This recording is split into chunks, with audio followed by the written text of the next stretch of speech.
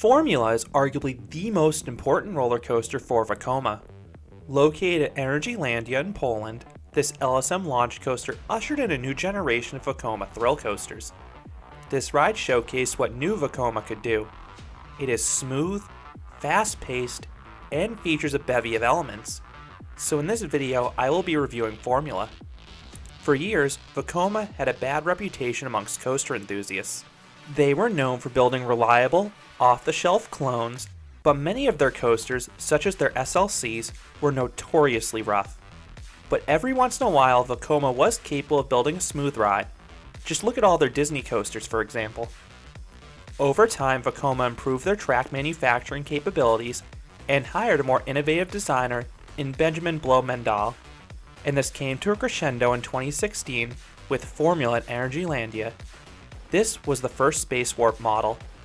This coaster combined a launch with 3 inversions and some airtime hills, and it was smooth too.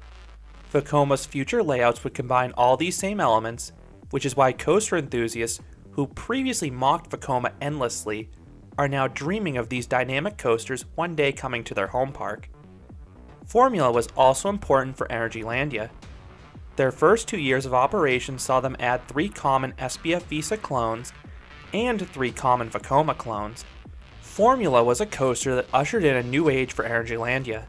This Polish park is now considered by many to be the coaster capital of Europe, as they will have an astounding 19 roller coasters as of 2022, and Formula was one of the biggest ones that kicked off that trend. Formula opened in 2016, but it originally had a lengthier name. It was known as Roller Coaster Formula 1 for its opening year, before being shortened to just Formula. The coaster is part of a small racing section of the park, and I love this coaster's bright red paint scheme, and the checkered trains look good too. But I'm not a big fan of the temporary looking tarp tunnels on the launch track and far turn. They look sorta cheap in my opinion, but they do have a net positive despite their aesthetic. Formula had one of the longest lines in my 3 summer days at Energylandia. This coaster's wait time usually hovered around the 40 to 50 minute mark. The line moved at a steady pace though, thanks to lightning fast dispatches. Energylandia does not believe in stacking, and they almost always had the next train ready to go once the prior one hit the brake run. And that's particularly impressive given this coaster's short length. But there are 4 notable things you should know before getting in this queue line. First, Formula has a very wide queue line. Being from America, I'm used to forming a single file line. But if you do this on Formula, or any ride at Energylandia for that matter, people are going to walk right past you. People would fill in all available space and move forwards as one giant mass. Second, you may get wet while waiting in line. The midpoint of Formula's queue line borders the Viking Ride Splash Battle. While you do have a wooden fence to your left, guests in the Splash Battle can still fire their guns directly at you and get you wet. Third, there are mandatory lockers towards the end of the queue line for anything that cannot fit in your pockets. This is a similar system to most coasters at Energylandia. Fourth, Formula has a turnstile-based load system. Each train in Formula holds 16 riders. At every cycle, the turnstile will admit exactly 16 riders. No more and no less. This means seating is on a first-come, first-served basis, and if you're one of the last groups in, there's a chance you may not even get to ride together.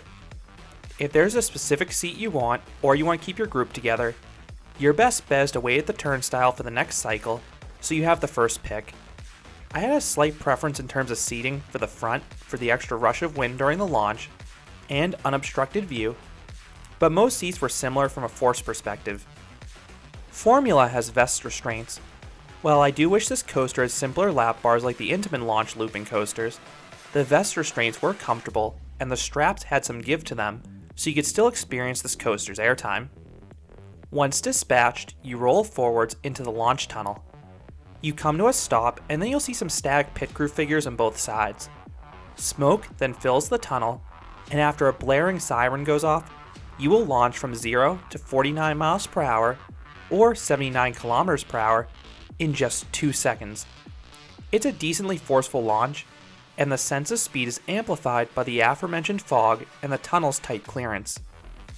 That is followed by the ride's largest element, the 81-foot or 25-meter tall Sidewinder, which is basically an Immelmann that twists to the side on the descent. You get some good positive Gs into this element, and then if you're seated in the back, you will also get a pinch of hang time at the apex. This Sidewinder is followed by a tight and intense low to the ground turn. You are absolutely whipped around this turn, so this turn pulls some very strong positive Gs, and I started to gray out on each and every ride.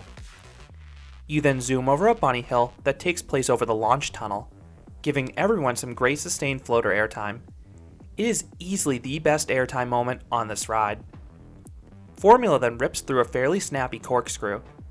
Because of how much speed you have, you won't get any hang time like on the corkscrews on Abyssus. Instead, in Formula, you just get some laterals on this corkscrew. You then fly around another low to the ground turn. This one is housed in a tunnel, and like the first turn, it also caused me to start graying out. It didn't feel quite as forceful, but it still pulled some pretty good Gs. Formula then hops over this off-axis hill. It's not nearly as aggressive as the off-axis hills you'll find in RMCs, but this element still has a pinch of floater airtime if you're up front. But if you're riding towards the back, it's unfortunately a dud. You will not get any sensations back there. You then charge through your second corkscrew. This one is a little less snappy than the first one, which allows it to offer a tiny pinch of hang time paired with some weak laterals. You then go around this gentle overbank around the ride's entrance before going over a small bunny hill. This one offers decent floater airtime towards the back, and the airtime is a little bit stronger towards the front. You then jump into the brake run, giving those up front a pinch of floater airtime before hitting the brakes.